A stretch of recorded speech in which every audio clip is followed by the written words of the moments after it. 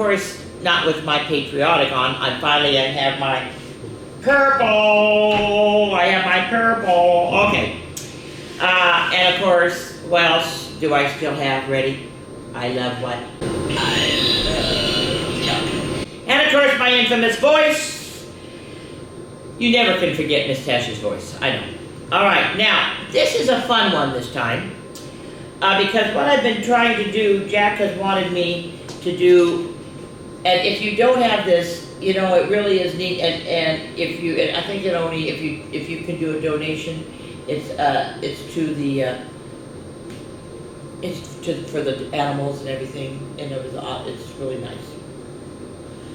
In fact, I want to tell you,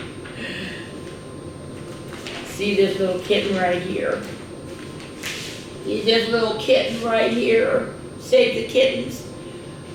I had to give her and 4 of her siblings up because the mommy cat had them in the bushes somewhere, and then she brought them, and because she thought, I think this lady's a sucker, and I was, but I just couldn't have 6 more cats because I have a dog that doesn't like cats.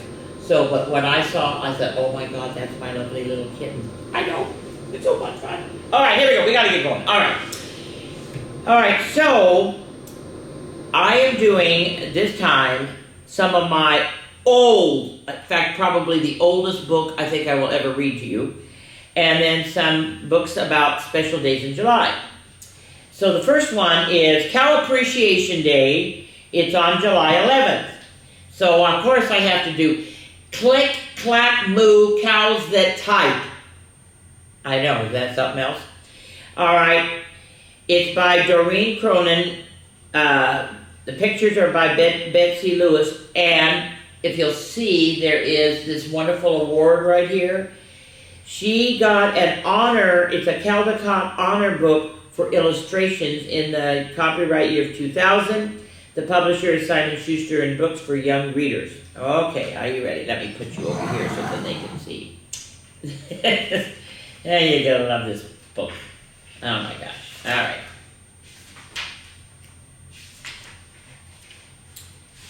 Well, Farmer Brown has a problem. His cows like to type. Because, oh yeah, I should say this. He says he really has a problem when his cows start leaving him notes. Well, because he left this old typewriter in the barn. What do you expect? All day long he hears click, clack, moo, click, clack, moo, clickety, clack, moo. At first he couldn't believe his ears. Cows that type? Impossible.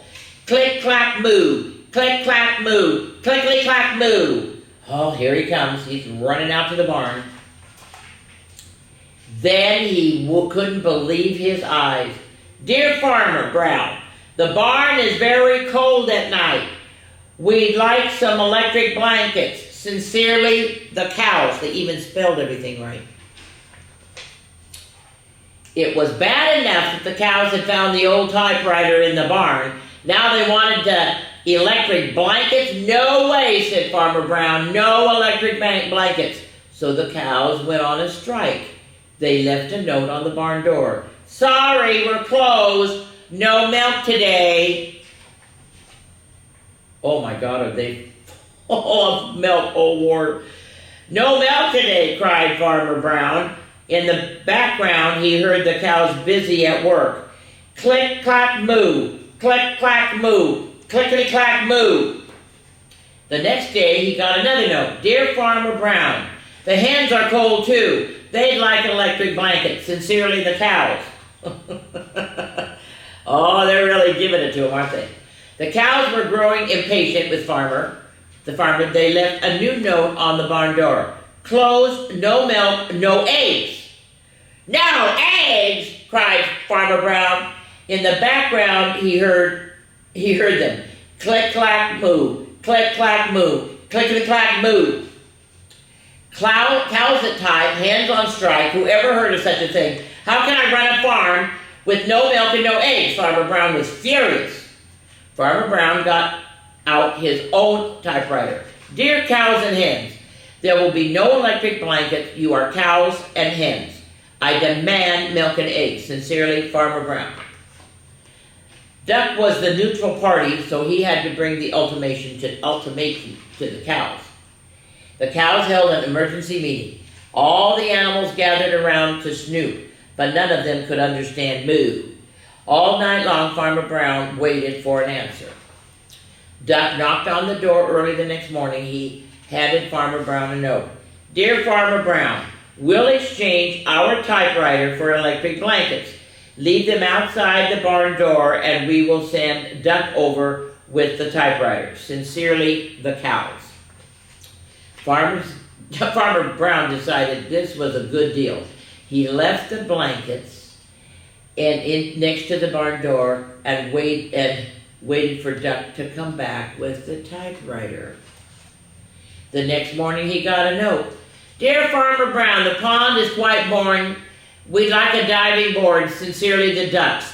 Click, click, clack, quack. Click, clack, quack. Clickety, clack, quack. And of course, they got their... Oh, I love it. I love it. I mean, you just don't mess with animals sometimes, guys. Just don't mess with animals. All right, now, I have read you some old books because my mother, love my mother. Okay, she was a teacher, you guys, are you ready for this? For 41 years. And when my sister, brother, and I were growing up, my mother loved books, and she made sure that we all read all these absolutely wonderful books. So my sister and I had to, when she passed away, my sister said, you know, Tasha, you use books to read to kids and everything. I'll let you have all of Mom's books. Woo! So, believe it or not, this is, I think, the oldest book I have. It is The Story of Ferdinand the Bull by Munro Leaf, illustrated by Robert Lawson. The copyright is 1936. That is 10 years before I was even born, guys. And the publisher is Viking Press. And they have redone this, but see how careful I have to be? All right, I want you to know the first publishing was in 1936. The second printing was in October of 1936. This was a very popular book. The third printing was November of 1936. The fourth printing was December of 1936. And the fifth printing was February of 1937. But this is a 1936 one. I know, it's so exciting. All right, here we go. And I'm going to talk like some of the people sometimes. It's just and Ferdinand. Once upon a time in Spain, there was a little bull and his name was Ferdinand. There he is with a butterfly. All the other bulls he lived with would run and jump and butt their heads together. But not Ferdinand. There he is, walking away.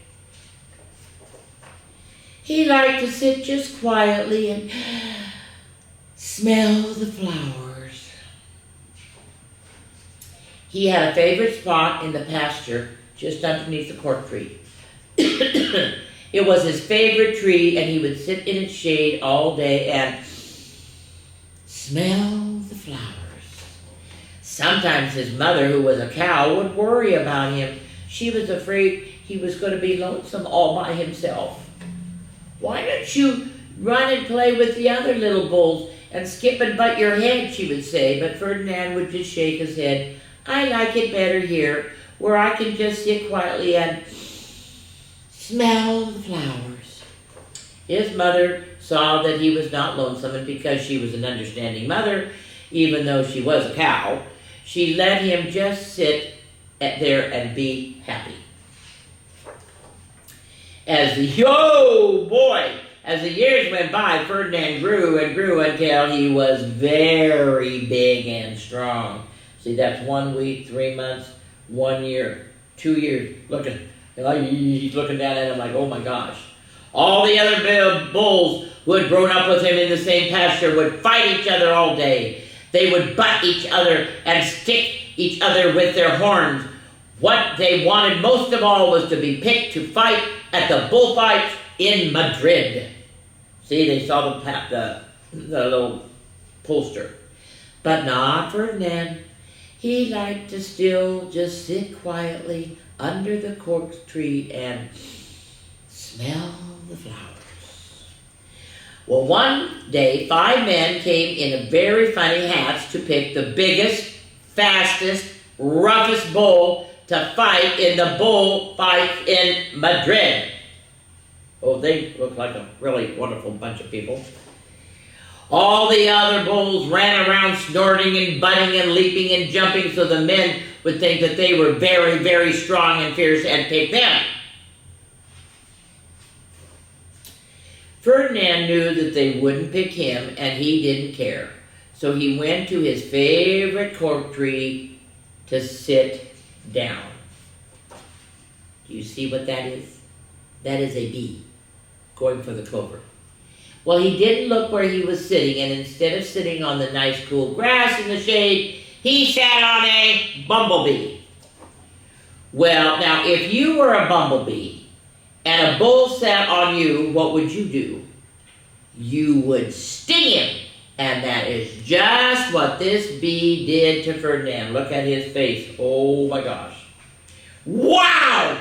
Did it hurt? Ferdinand jumped up with a snort. He ran around huffing and puffing and snorting and butting and pawing the ground as if he were crazy.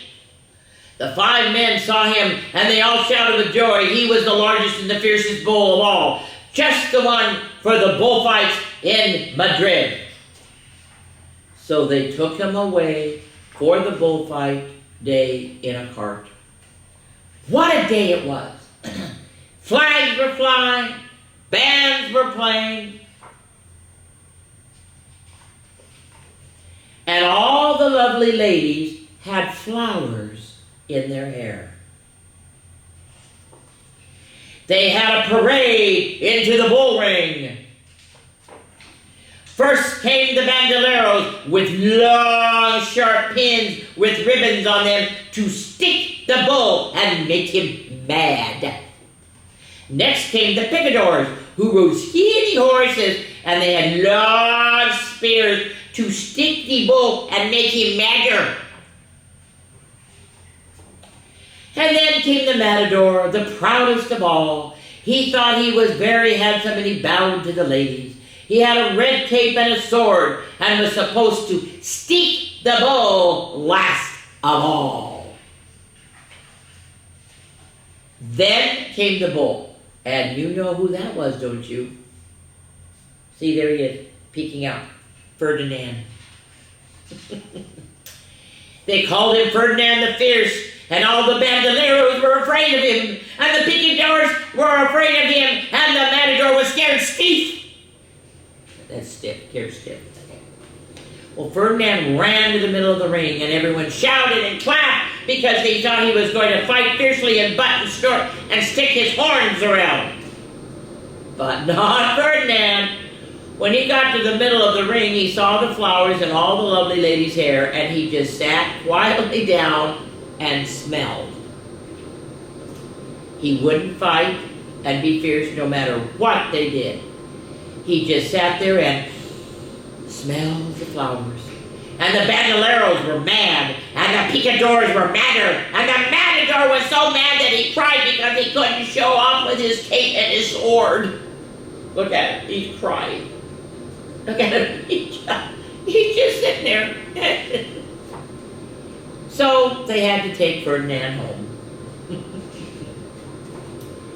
And for all I know, he is still there under his favorite cork tree, smelling the flowers just quietly. He is very happy. The end. Of course, there's the... Wasn't that... Oh, my sister and brother and I loved that book because my mother would do the speak and she would do all those things. And that's where I learned how to do it. All right. Oh, my goodness gracious. I got to put stuff over here. Oh, you are not going to believe what my next book is. Oh, my gosh. You're not going to believe it. The World of Snakes is July 16th. So, of course, I have 2 snakes. Ew, yes, there's my snakes. Now, I personally don't really care for snakes that much, but I thought, okay, it is the World of Snakes Day, so I mean, I've got to do it. So the book I got was Snakes, a kid's book of cool pictures and amazing facts about snakes. It's by John Yost. Copyright is 2023. Publisher is Nature/Science Education. Okay, and this is his first book, and you really can. I know. Shoot, that's what I should have done. You know, I'm gonna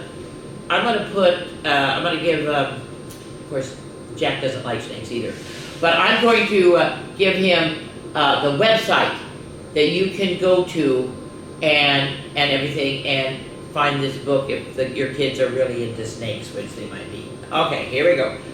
I'm not going to read all of them, but oh my goodness gracious, here we go. All right. Introduction. The gold ring cat snake is actively most at night, and it eats mice and rats. There are, you ready for this? 2,900 different kinds of snakes in the world. Ugh, that's a lot of snakes. Some snakes, like boa constrictors and pythons, haven't changed much since the dinosaurs were alive. They've been around that long. There are snakes all over the world, except where the ground is frozen all year. There are even snakes that live underwater. Okay, first we have the python and the boa constrictors. They are as old as dinosaurs. Snakes are reptiles. Reptiles have scales and backbones. Reptiles also have lungs so they can breathe on land. Snakes don't have legs. Instead of walking, they glide across the ground or through the water. Snakes don't have legs, ears, or eyelids. They don't have voices either, but snakes hiss when they are frightened. All right. Hundreds of vertebrae make the snake's backbone. See, this is our backbone. Well, look at here. Look how many. All of those are bones. A vertebrae is an animal with a backbone. Each of the snake's vertebrae has ribs attached to it. Some snakes have over 200 vertebrae, which makes them very flexible. Human backbones, we only have 33. All right, now feeding. Ooh, gross. Oh, this is so gross. This is the claws of a crayfish. It sticks out as the queen snake swallows it whole. They swallow it whole, so you see this big bulge. Ugh. All snakes are carnivores. A carnivore is an animal that eats other animals. Snakes eat bugs, snails, fish, frogs, mice, rats, and lizards. There are some snakes that eat only one kind of animal. The queen snake's favorite food is crayfish. Now this lucky parrot snake found a frog for his dinner, so now he's eating a frog. The snake's lower jaw is very flexible, allows the snake to eat things that are much bigger than the snake's mouth. Snakes can't chew, so they have to swallow their food whole. If a snake eats a big meal, it might not have to eat again for weeks or months, because it's just ill. Okay. Some snakes have fangs. The fangs release venom in their prey, so the snake can catch it more easily. Now the grass snake tastes the air with its forked tongue. That is definitely a forked tongue. Snakes stick out their tongues to smell the air. This is how they know if there's food nearby. Most snakes have a good eyesight. What they are best at is seeing movement. Snakes are have very sensitive stomachs.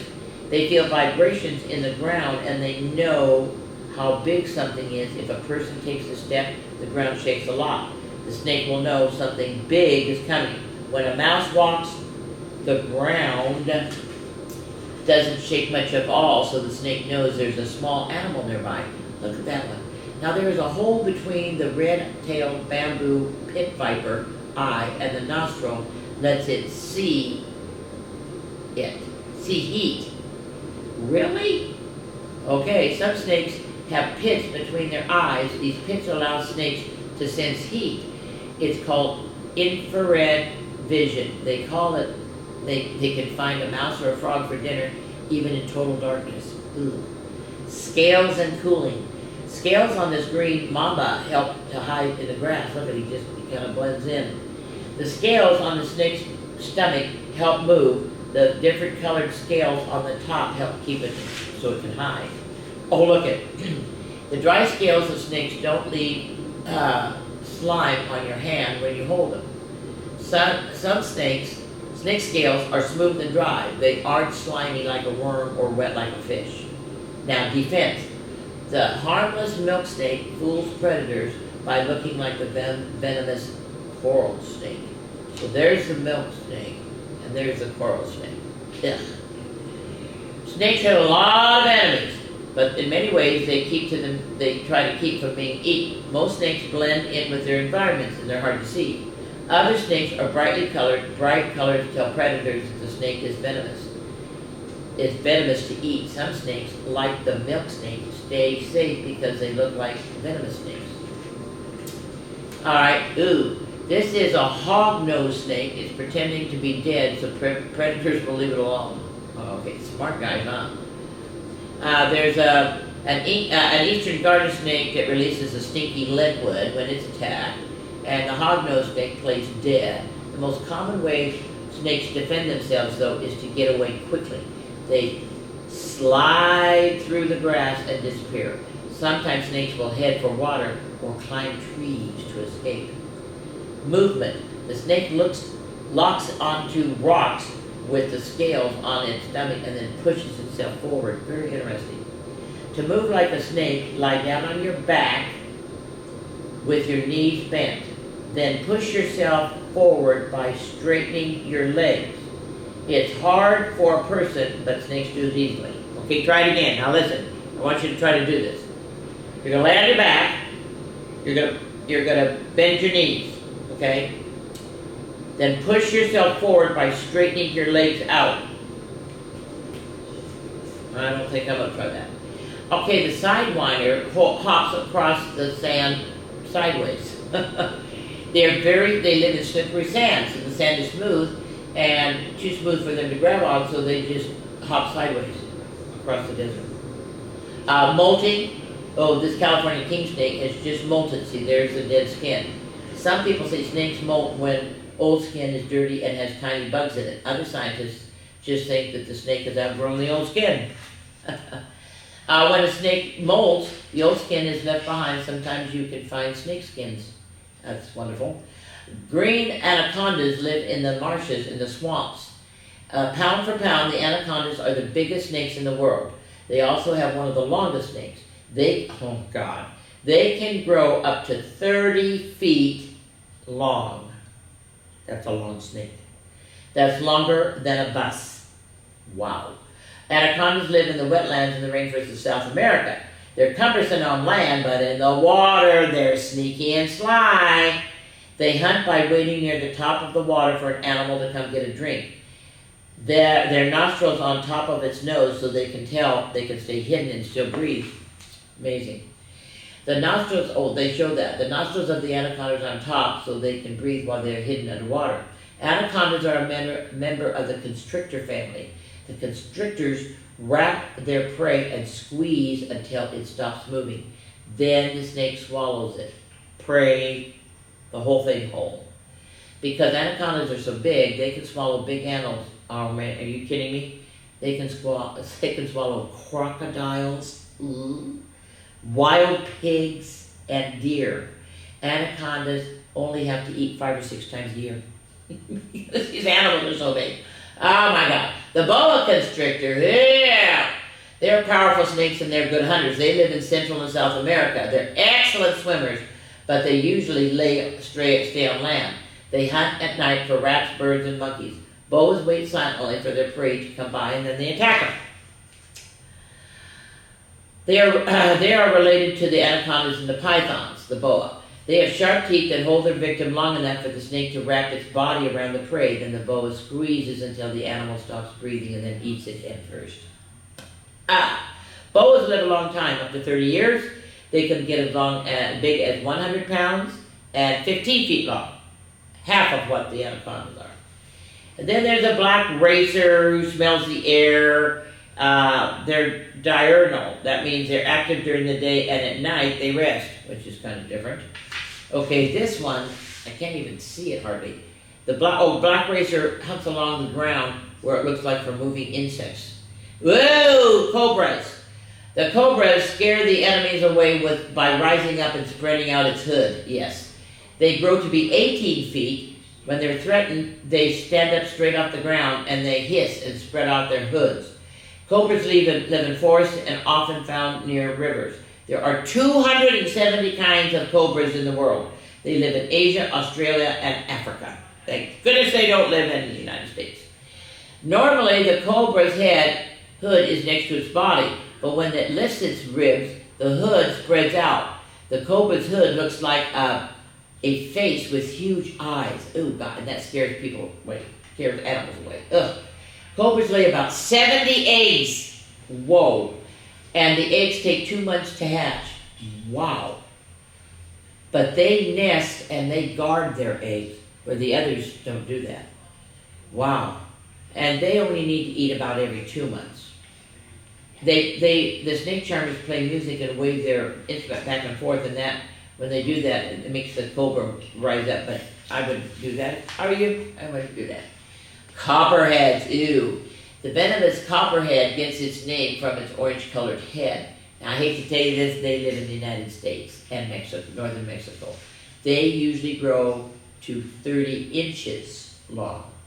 They're one of the most common venomous snakes. They usually live near marshes and swamps, and some copperheads are found on hillsides. Like all snakes, copperheads are carnivorous. They have fangs that they use to inject venom. And the copperheads eat a lot of rodents and lizards. They bite animals like mice and then let them go. The mice will run away with the snake's venom in it, and when the mouse dies, the copperhead just tracks it and eats it. Not nice. Young copperheads have a yellow tip on their tail, and they wave their tails to attract prey. They eat insects and caterpillars. Unlike most snakes, though, copperheads don't lay eggs. Instead, they give birth to live baby snakes. Usually there are 5 babies born every year. The babies are born with fangs and venom. Ew, okay? Then we have the garter snake that's mostly in Canada and the United States. They are about 30 inches long. They can grow up to 53 inches, though. They live in the underground dens during the winter. They don't eat while they're in the den. Sometimes the den has over 200 snakes. Ugh. Ugh. The garter snake are common and often are caught by people. They don't usually bite unless if they're handled gently. A baby garter snake are born alive in the summertime. Adult garters like frogs, fish, tadpoles, insects. They don't ambush their prey. They hunt by traveling through the grass and water searching for food. Okay, now this one is the ball python. It hunts for monkeys at night. Oh, gross. They weigh as much as 200 pounds. They can live up to 30 years. Pythons grow to be 23 feet long. That is long enough to wrap all the way around a car. Ooh, okay? The world's biggest snake is a python. It weighs over 400 pounds, and it lives in the Serpent Safari Park in Illinois. You can go to Illinois and see the largest snake. Whoa, whoa. Python lives in Florida Everglades, where careless pet owner let it go. You know, I'm not even going to go there. Not even going to go there. Python's teeth, ooh, you can see how they're angled. It's kind of interesting. Then there's the rattlesnakes. There are 24 kinds of rattlesnakes found in the United States, Mexico, and Canada. They live in deserts, mountains. That's why we have signs all over, be careful, because there's rattlesnakes here. The sound of the rattle comes from the sections of the tail. They eat rats, mice, rabbits, and birds. The rattlesnake bites, though, in prey. Venom squeezes out of their yellow, hollow fangs into the animal. Ugh. It makes the animal unable to move while they swallow it. Oh, boy. And they have really good vision. Ew, you gotta be careful. And this is the sea snake. It swims to the surface to take a breath. It lives in Asia, Africa, and Australia. They are very curious and they swim near divers. They have strong venom, but they are very gentle. They only bite people if they've been mistreated. They have very tiny hands. They allow them to poke into little cracks. They look for eggs, fish, and eels to eat. The female snake gives birth to 4 to 6 babies. The babies are born underwater and they quickly swim to the surface for the first breath of air. So anyway, I am going to write this or let him take a picture, and this is his website and everything. I think I might have him do both of these for you guys. I should have done that, but all right. So I'm going to take the snakes and put the snakes over here, okay? All right. Go to get a drink of water. That was, okay. Oh, this book was given to me, was donated to me. A lady wanted to get, so my stepdaughter said, this lady wanted to get rid of all these books, and oh my God, there's another one that I'm going to have to read. It's Dragons Love Tacos 2. But this is Dragons Love Tacos. It's hysterical. It's by Adam Rubin, illustrated by Daniel Salmieri, Salmieri, I guess. It is copyright is 2012. The publisher is Dial Books for Young Readers. It is also was on the New York bestsellers list, which is kind of interesting, which is good. So anyway, here we go. This is Dragons Love. Oh, copyright is when? Yeah, I said that. 2012. Oh, the publisher is Dial Books for Young Readers, an imprint of Penguin Random House LLC. Are you ready? Here we go. Hey, kid! Did you know that dragons love tacos? They love beef tacos and chicken tacos. They love really big, gigantic tacos and tiny little baby tacos as well. Okay. Why do dragons love tacos?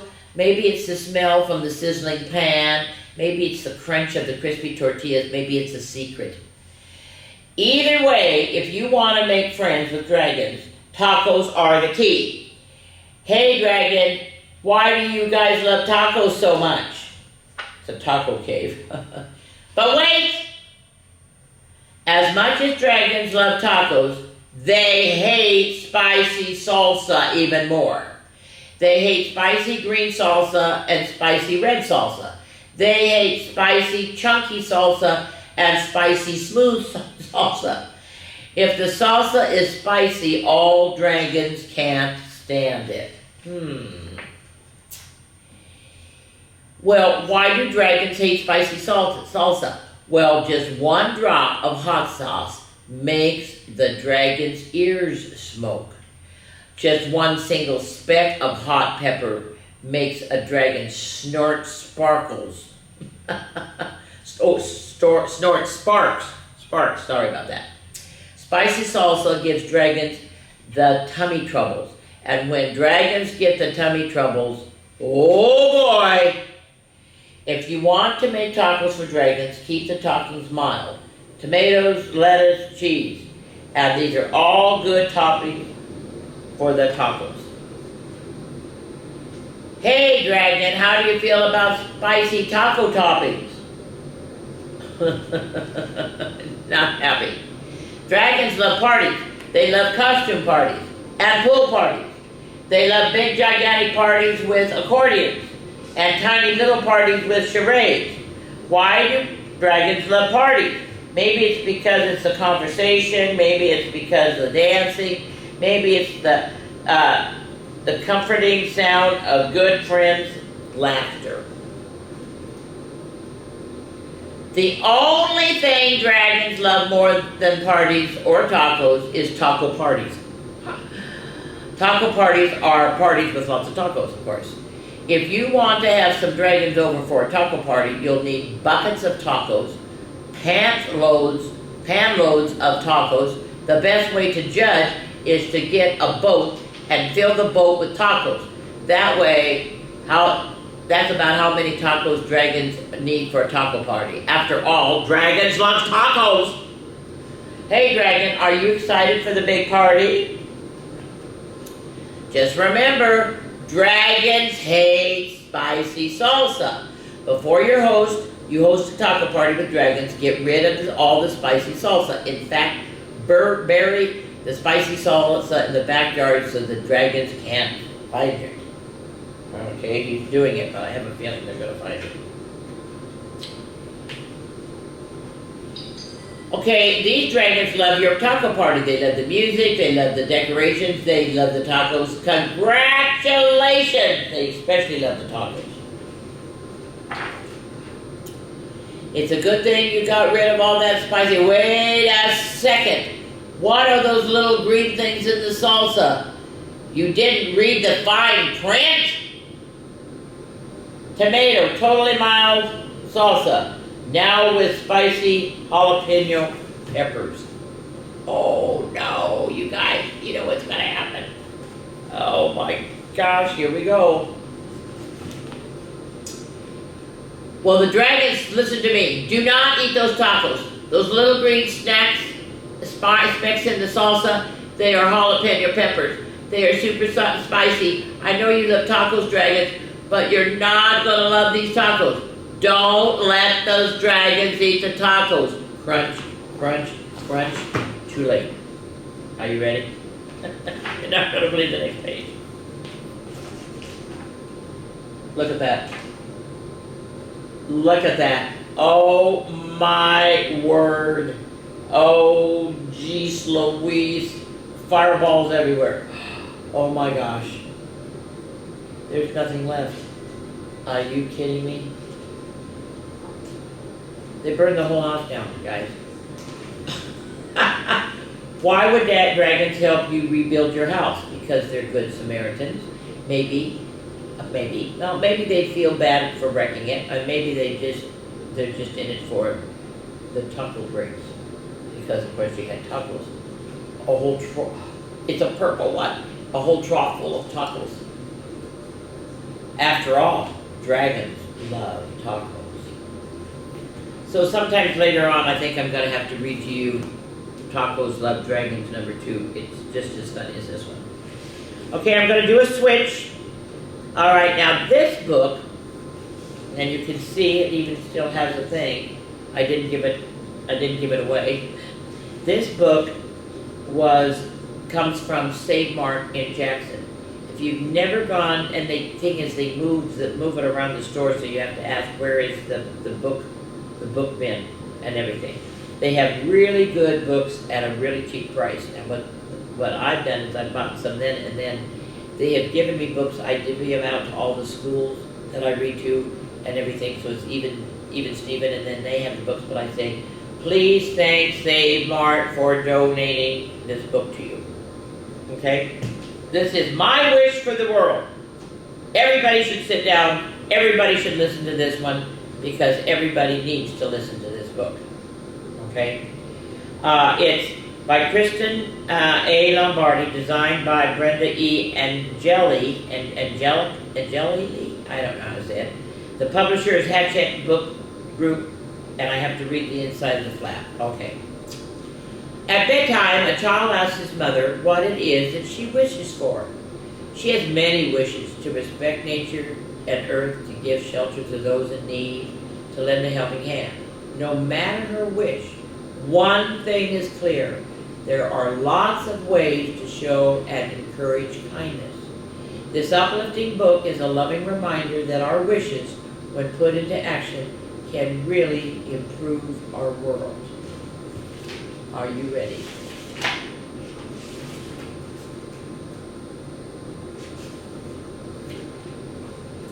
Here we go. What's your wish, Mama?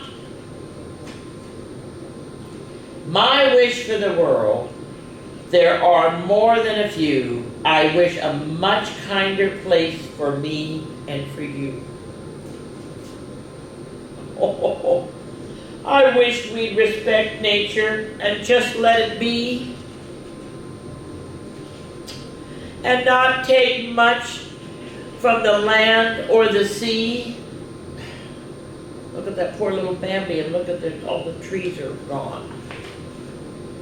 I wish we'd think twice about what we leave behind. That means pick up your trash, kids. And make time to clean up, to be courteous and kind. I wish we'd all love creatures no matter how small, a little cricket, and give back to the earth for benefit of all. See, this is a community garden. I don't know, I know we have one out on Jackson Gate Road. I think we have a community garden out there, I think. I wish that we'd give shelter to those in need. Oh, look at, because the next book I'm going to read is about sheltering and helping because it's Mutt Day and everything. So that's, but I really like that one. And offer what we no longer use to help others succeed. I wish we'd see everyone we meet as a potential friend and look out for one another so hurting hearts can mend.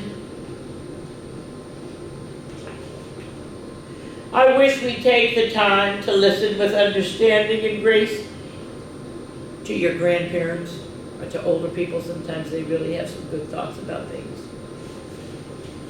For we are all in this world together, every being, religion, and race. This is my wish for the world, for you and for me. There's always more we can do to make it a better place to be. Oh, Mama, I love those wishes, and I love you, sweet dreams.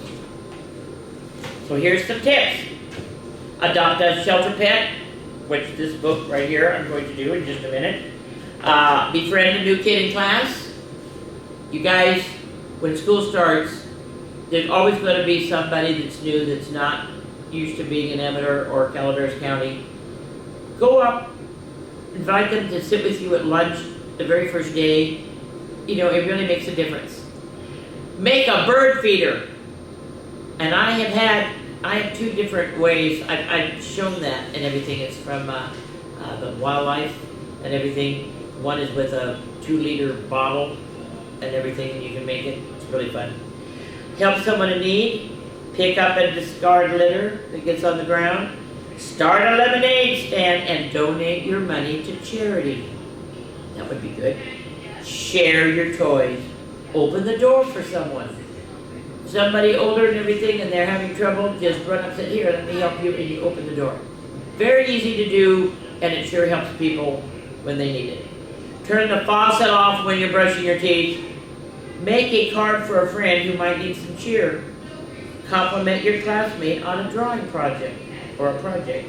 Help an older person with shoveling or moving their trash can to and from the curb. That's really a good one to do. Because if you have any older people in your neighborhood, that trash can can get pretty heavy. And it's easier for you to move it than it is for them. And give someone a big hug. Because always that's a good idea too. All right. Really 2 more books. But this one, Mutt's Day, is July 31st. The last day of this month is Mutt's Day. Can I Be Your Dog? By Troy Cummings and illustrated by him too. A New York Times bestseller again. Copyright 2015.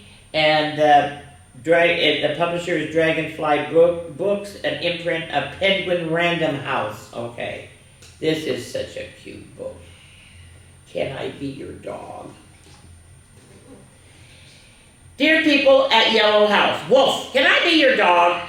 I'm potty trained and I have my own squeaky bone. Also, I love to play. I see you have a cat, but I'm willing to work with you. Who's a good dog? I am. Signed, Arfie.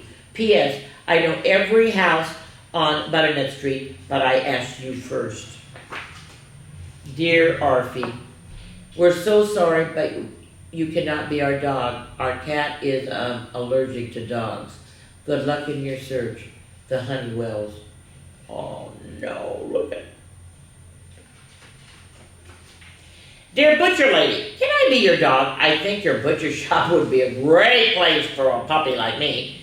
I could keep the floor nice and clean, Arfie. Yeah. Look, pal, I've got a bone to pick with you. Last time I let a dog in my shop, a dozen meatballs went missing. Sorry, but there's no way I'm taking in a pooch. Veronica Shank, the butcher. P.S. No hard feelings. Enjoy these dried giblets. Good luck finding a home. Well, that was nice. So he got to eat some dry food. Gnaw, gnaw, gnaw. Okay, now he has another one. And you see the lady, the post lady is always delivering all these letters. Dear Fire Station number 5, can I be your dog? I can fetch your boots. Plus, let's just say I know my way around a fire hydrant. I've sniffed out every single one on Butternut Street, and yours is the shiniest. Arfie. Yeah. Dear applicant, thank you for your interest in working with the Butternut Street Fire Station. Unfortunately, the position of fire dog has already been filled. We will keep your letter on file. Best wishes in your search. Station number 5. So what does he do? He pees on the hydrant. He's not very happy. Oh dear. Dear junkyard guy. Okay.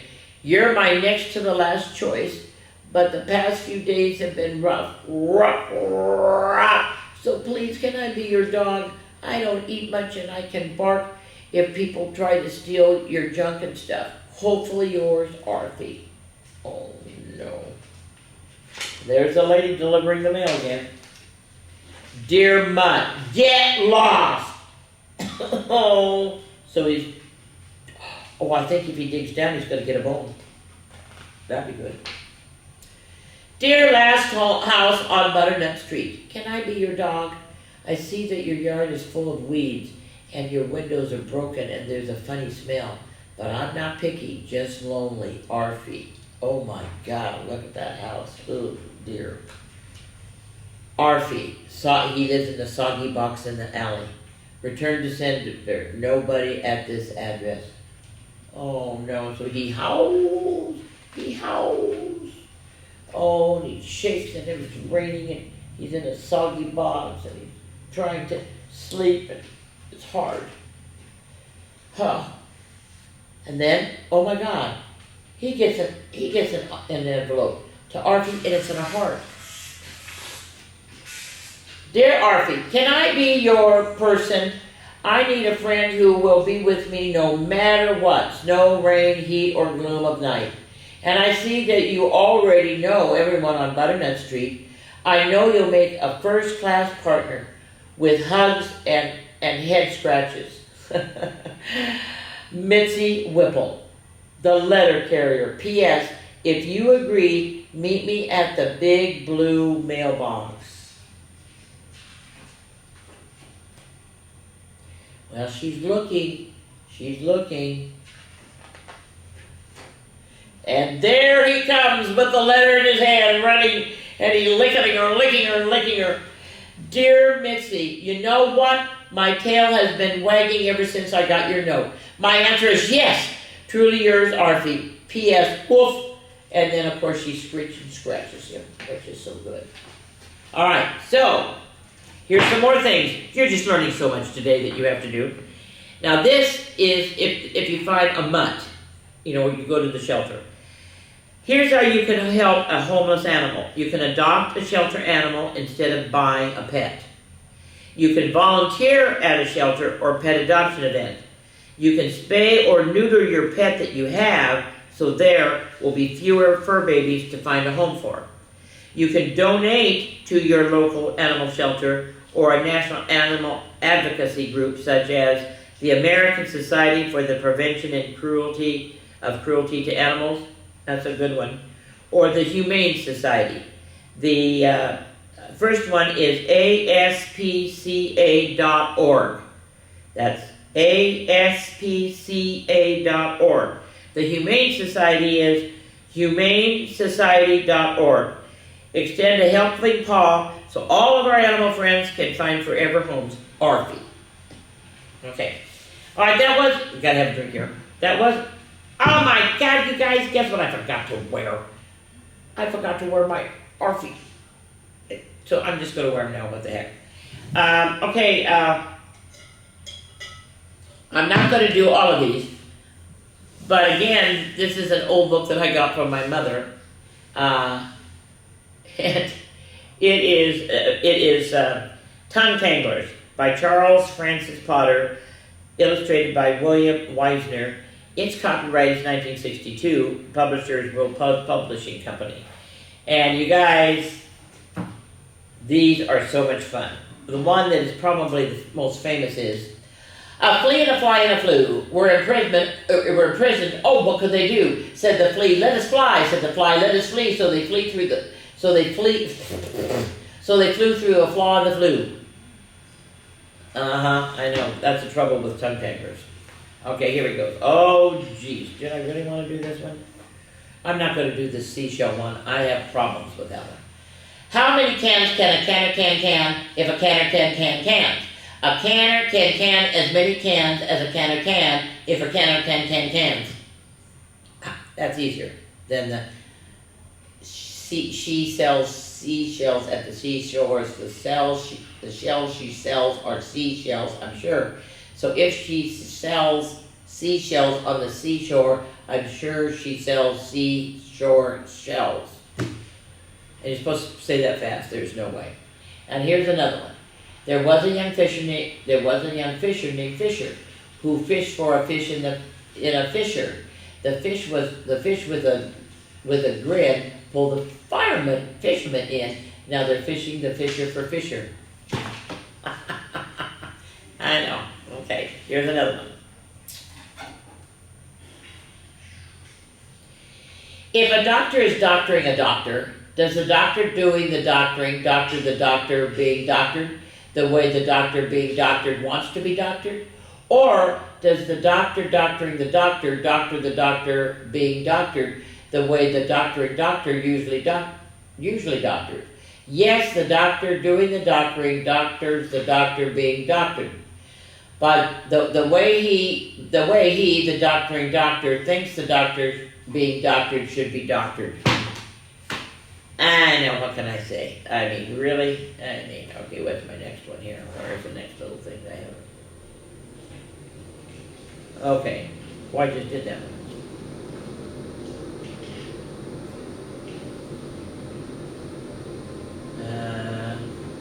All right, here we go. This is the last page. Tongue twisters twist tongues twisted. Trying to untangle twisted tangles, my tang tangled now. Okay, that's it.